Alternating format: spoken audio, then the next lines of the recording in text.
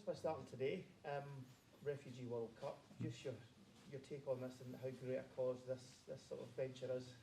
Listen, for me, it's a fantastic cause, and it's a brilliant opportunity for people to integrate into our society. And listen, I'm all for that. As an Irishman coming over here, when I was a young boy, I had to, albeit very different circumstances, I had to integrate into a different society. And football was my way in, and I made fantastic friends along the way, lifelong friends, and picked up a wife on the way too, and I'm still living here after 46 years. So I know how important integration is, and I'm all for it. And this is fantastic, and sport has got that as a tool, isn't it? As a tool for that. So, and football in general. So I'm very, very happy that I'm supporting this today, yeah. There's something about football, isn't there, that it's just, not only is that force for good, but it just unites so many people, no matter what creed you are or whatever. It's football's the... Absolutely, and if you travel the world, which we do, fortunately in football, you see how football is in the minds of the people, in the hearts of the people, and when they play it, we're all the same on the pitch.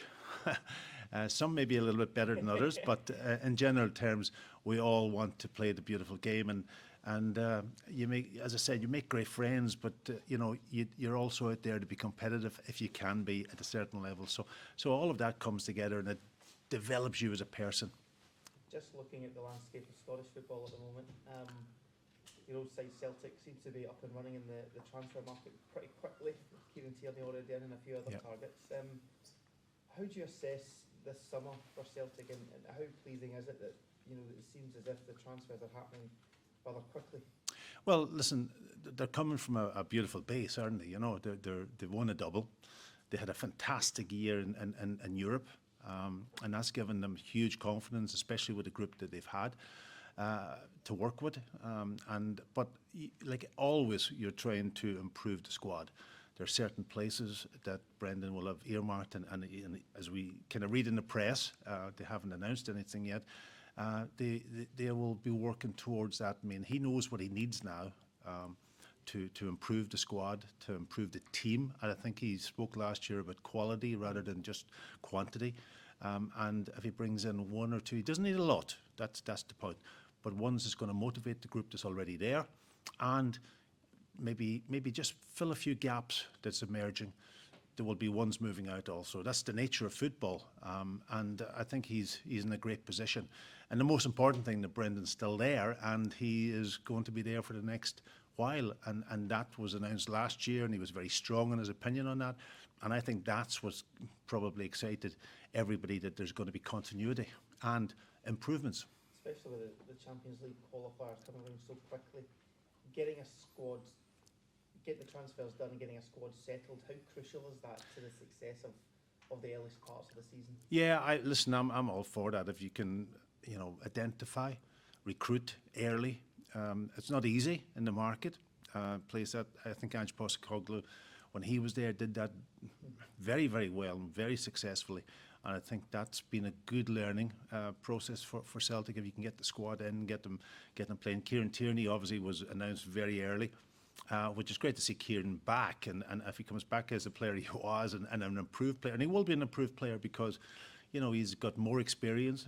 He's been away in England and abroad, playing his game, learning as a young individual. So yeah, he'll be an asset to them, and if they can get a few more quality in alongside that, and do it early and get them ready for which is an important game, the European game. That's not going to be easy. You know, they hadn't had that issue for probably a couple of years now, and it's always difficult to get over that first hurdle. And if you can get it, and you get back into the group stage or into that sort of leagues process now, I think the league process has really helped them, and it was brilliant last year, and we were all very excited about it.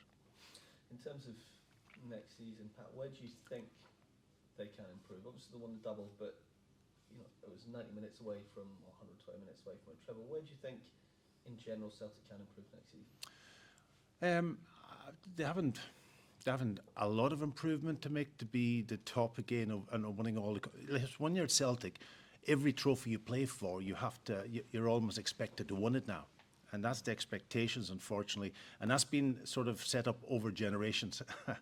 Some of them, in my day, if we won a cup or we won a league or we won a double, it was a fantastic. To win a treble was probably very, very difficult. Celtic have done that repeatedly. Last year, they probably were a bit disappointed, didn't do it again. But, you know, I think competition, you know, in our league or in Scotland here is great for Celtic. You know, a good competition, because then you can take it into Europe and so on and so forth, and you can develop your squad. You can see when they're against it, how resilient they are, and so on. So all of those things are, I think, probably an advantage for Brendan going into it. Yes, he lost out in the cup, and it was a great performance from Aberdeen to win it against Celtic, who are dominant. But that's a learning process also. I hate the word used, learning. Everybody uses it too easily, but it creates a little bit of, hey, we're not a team that wins everything, so we have to work and work and work. And that's, Brendan will use that. He will use that so well, I think. And new players will come in. They have to experience it all again too. That's also the balance that you have to try and get people who can come in and actually hit the ground running. In terms of Brendan, you're talking about the continuity and how much that can benefit the team going forwards. Would you like to see him stay longer term? He's got 1 year left on his current deal. I'm glad he's here. I'm glad he's here and he's doing the business, and it's been great for the whole club. You know, Ange going was a big shock. I think Brendan going in the first instance was a big shock, but then Ange coming in and filling that gap was fantastic. But him going again very quickly. So you want continuity. Two of them, I think the way that they play, both of them, and tactically, probably there's a mix of both in there, and the way that Brendan has now adapted his team, and we want that to continue. You know, if Brendan was to leave, and he eventually will, there's no question about that, you want then somebody very similar to take over, and that's not an easy task, because two of them were top managers, and Brendan's there now doing the business. So I wouldn't even think about long term. I think about it's great to have him right now. It looks as if Ross Doohan's coming back to Celtic. Yeah. He made his Scotland debut last week. How important is that, having that squad depth, even in the goalkeeping position, because that's them, they'll have 3 internationals on their books. Yeah, what a story, yeah. Ross, you know, there's a young man, couldn't get in, leaves, develops, and now is an opportunity to come back. And who knows, you know, in a year's time, he could be second choice, he could be first choice. Brilliant for him, absolutely brilliant. But that tells me something about goalkeeping. You know, you mature later now in life. You know, in my day, and I look at the top goalkeepers, you know, that Donnarumma, you know, those guys, Courtois, 200, maybe 300 games when they were 23 years old. That's kind of the ones that you just see at the very top end. But what about all these other guys that don't get game time, don't play, have to go out, go on loan, go somewhere to get game time? So that to me has been a great journey for Ross. He's maturing as a young man, and he's maturing a little bit later. Now he's come back to be number, what would you say, number 2, number 3, maybe number 1. And it's all there in front of him. What age is he, 20, 22, 20, 27 now, is he? 27, wow. There you go, wow. There you are, but late mature, great for him. It looks as if there'll be a lot of interest in Nicolas Kuhn this summer as well. There was talk last night that Leipzig interested in him for 15 million. Do you think that could be the sort of main sell of Celtic this summer potentially? Yeah, I think, listen, if they get 15 million, it's reported, good business. And I think everybody's up for sale, of course, in the modern world that we live in. Great.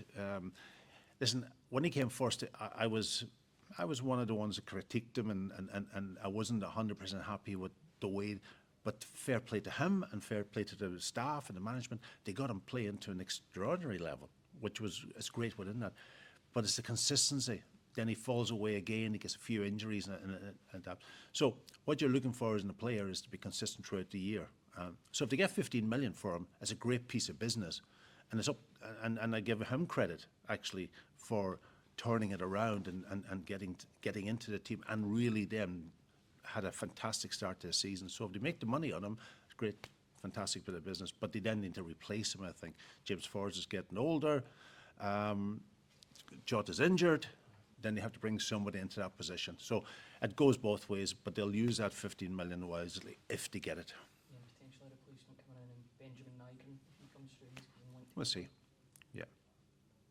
Pat, looking further afield, I want to ask you about the World Cup next year's in USA, Canada, Mexico. You were obviously part of the Irish squad back in 1994. Good question. What are your memories of that tournament? I know it was stifling heat and there was a lot of... What was You know, people normally ask me about 1990 in Italy and they forget about America in 94. No, listen, it was a fantastic tournament to be a part of. You know, that was our second World Cup tournament and an incredible squad of players. There was younger players coming. Roy Keane came into it at that stage and so on and was maturing. But the conditions were horrible, absolutely horrible. We were based down in Orlando for about 3 or 4 weeks before the tournament started. We were playing our games down in Orlando and New York. The heat was incredible. Matches were on at 12 o'clock against Mexico. We could hardly breathe. And also at that time, I don't think everybody was sort of aware of what was going on because water wasn't allowed on the pitch, if you remember it, which is an incredible situation to say that you weren't allowed water on the pitch in stifling heat of whatever. I think in when we were out on the pitch, it was 130 degrees, you know, on the side of the pitch when we were warming up and we weren't allowed water during the game. So I think they've learned a lot from that. Things have moved on. Listen, it's nearly 30 years ago, and that. So I would assume that all those things will be in place now. The safety of the players is paramount, and it'll be a good tournament. The other thing I think when we were in the States at that particular time, the local people weren't really aware there's a World Cup on. You know, you went over to the mall, you spoke to people, and they said, "What are you guys doing here?" You know, the fans. Who's these guys? There's a World Cup on. And it wasn't on, and you got in the TV and the media, the game started, you know, at say 12 o'clock. It came on air at 5 minutes to 12, and it was finished 10 minutes after the game. Now there's an hour and a half build-up, and all the stations have it out there and all that. So it's a completely different environment now, I think, for football out there, and soccer, as they call it in the States. Yeah, obviously you'll have one eye on the Irish team, but of course, and Scotland. Yeah. Well, I was just going to ask you. Obviously, a bit of a rough patch we've been going through under Steve in recent times. But what do you feel like in terms of our qualification chances? It's a tough section. There's always a chance. Listen, every qualification for World Cup is really difficult. Really, if you're competing up to the last couple of games, fantastic, and then you have a real chance. But the first couple of games is so vital to get off to the right start. Listen, we've got Hungary at home and Armenia away. Not easy games, but we're building towards trying to get 6 points in those 2 games. And that then sets us up in Ireland. Scotland will be probably thinking similarly. If they get 4 out of the 6, great. If they get 6, fantastic start. Then you got momentum going, and then you get into maybe the last couple of games. That's always the way. But if you lose the first couple of games, then it's very, very difficult. Or you lose even one of those 2 early games, it's very difficult but then you have to, it's up to the players, it's the management, it's the team, it's the environment. The fans have got to get behind it. The media's got to get behind it because the World Cup is the World Cup. It's a brilliant place to be part of it. It's a brilliant place for players, for management, for the fans. Wow. And you don't want to miss out on it if you can. So everybody's got to get behind it. How big a season next season to be for Adam Idah, obviously an Ireland international? I think he's fully settled into Celtic now. He's had 1.5 years at the club. How big is it going to be for him with maybe the expectation that another striker's going to be coming in? Yeah, listen, it's a good question about Adam. Adam's a young man still developing. We talked about Ross Doon, who's 27 now. Adam's a lot younger, and the expectations are so high because of the fee. And I've got great faith in him, but he has to show it himself. He's got to get out there. We've had chats with him when he was with the international team, and this summer's vital that he comes back in a really good state of mind and physically really good. And the opportunity is there for him. It's up to him to really show everybody that he can actually. He's not one. I've said it to him before. Be one of these guys like Charlie or like Ali McCoy. Now, when you score a goal, just go mad. Just go mad. Enjoy it. But everybody's different nature and everybody's different personality, and that Adam will, he'll do okay. He'll be fine. And if he gets in, it's all about confidence with him. It's all about confidence. Keep going. He's young and he's maturing.